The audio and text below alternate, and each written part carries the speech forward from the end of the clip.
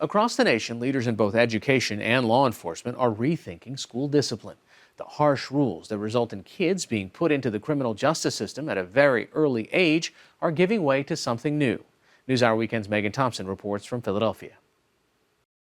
West Philadelphia High School principal Mary Dean hoped this would be a quiet Friday morning. I expected more from you.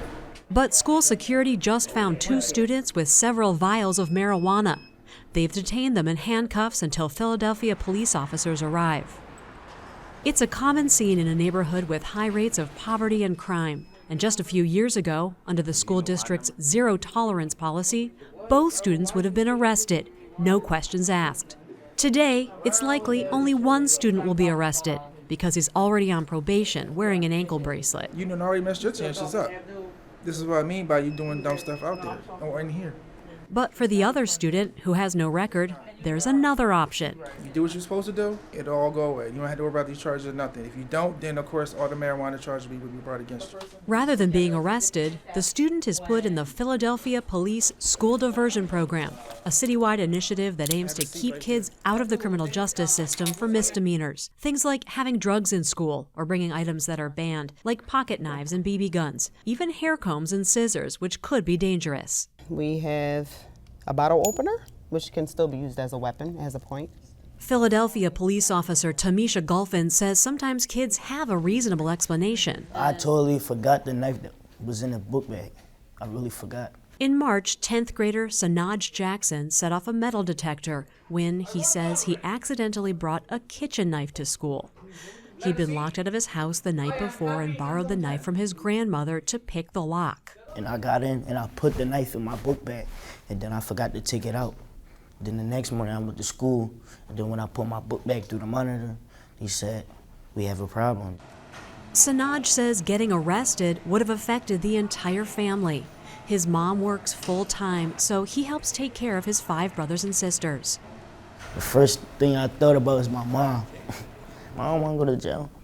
I got 20 brothers and sisters. I gotta be here for them. Then I got scared, my heart dropped, my stomach bubbling up.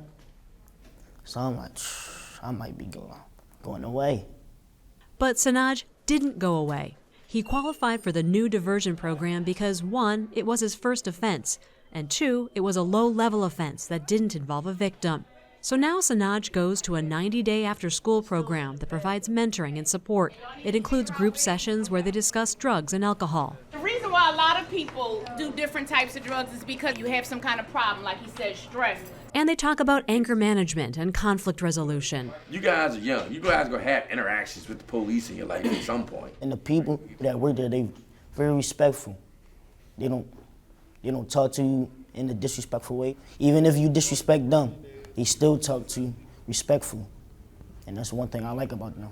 Sometimes it's difficult for just the parents in the school, but now you have another entity that's there working towards you going in the right direction. Principal Mary Dean has worked in the Philadelphia School District for 26 years. In a high-needs environment like this, our students need it. They really do. And I tell everyone, I have the smartest kids in the city. They are just brilliant. But you can't see that light, that brilliance, because of all of the difficulties that they bring with them when they come into our environment. Before, under the zero tolerance policy, was any of that looked at? Was any of that taken? No, they would be arrested. Many U.S. school districts adopted some form of zero tolerance during the 80s and 90s as they tried to crack down on things like drugs and school shootings. Back before the program started, Naomi Goldstein is an expert in juvenile justice and a professor of psychology at Drexel University. She says kids will often outgrow bad behavior, and automatically arresting them can actually make things worse. For kids who end up in the system, the chances that they continue their involvement over time increase. They're now exposed to the thinking and the behaviors of other kids who are heavily involved in the system or who have really done even things that are much more serious, which could then influence them in really negative ways, and so creating a negative cycle. Goldstein says that cycle often starts at school. She says harsh penalties for breaking school rules push kids, minorities disproportionately, into the criminal justice system. 30 years ago, I went through academy, you lock them up and let someone else deal with those back-end issues. Kevin Bethel spent 8 years as the deputy police commissioner overseeing security in the Philadelphia public schools. He used to be in charge of locking kids up. That would involve taking that child from school, placing them in one of our 6 facilities around the city to process the juvenile. It'd be fingerprinted, photographed, held in a cell block upwards of 6 hours, waiting for a parent to arrive. But then, about 6 years ago, Bethel began attending programs and workshops where he met advocates from other cities who were reforming their approach to juvenile justice. He learned more about adolescent development, trauma, and why kids act out. It's hard for me to understand how we had allowed ourselves to be a part of that process and really had not taken a step back and been more thoughtful about what did it mean to take a child into a cell block, particularly when we come from a city with so much poverty and so much trauma, so much stress, and not understanding what was happening to that child. And Bethel took a hard look at the reasons kids were getting arrested. When I look at what we were locking them up for, things that I did as a kid. You know, I had my little Cub Scout knife. I got into fights in schools. I did all that stuff. And I'm locking up kids, and I'm a deputy commissioner. I did those things. That was a moment for me, and I turned to my bosses and said, man, I can't do it anymore.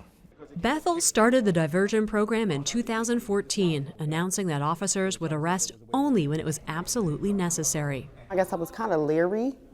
Officer Gulfin, who's worked the school beat for 10 years, is assigned to 6 schools, including West Philadelphia High.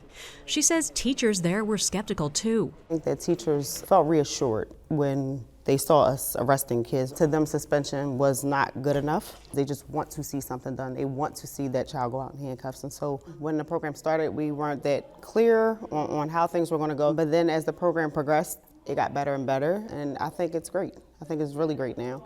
The program has had an impact. Throughout Philadelphia, student arrests have dropped by 71% from nearly 1,600 in 2013-14 to 456 this school year.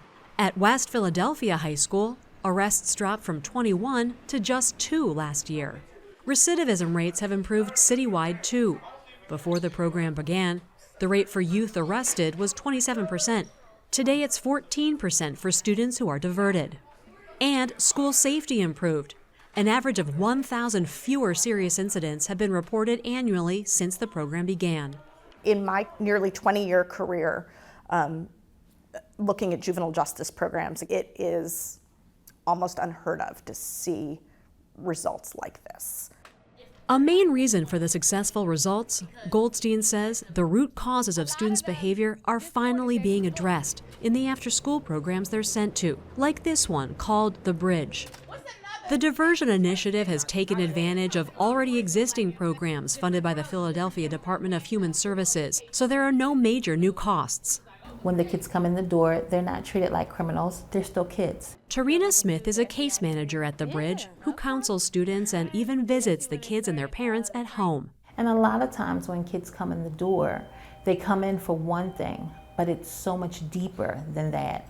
It could be problems at home, it could be a cry for help. And once they start breaking things down to me, it's like, wow, this is a little adult here that had grown-up problems still as a kid. Like you get in more trouble, right? On Wednesday afternoons, there's a mentoring group just for the boys. Art is a good way to express yourself. And another one just for the girls. Nashay Smith is a 17-year-old high school senior. She was sent to The Bridge after getting caught with a taser at school. My mom handed it to me. She gave it to me to protect myself. I used to go from school straight to work, and from work to home, wasn't getting off till like 11, 12.